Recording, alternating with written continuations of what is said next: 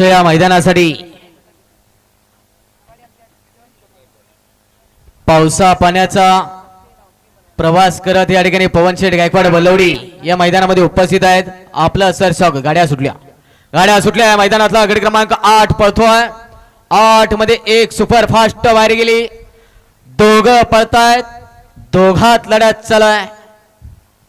आड्याल छब्या आणि पड्याल बलमा दोघात लढत आणि शेवटच्या क्षणाला बाजी मारली.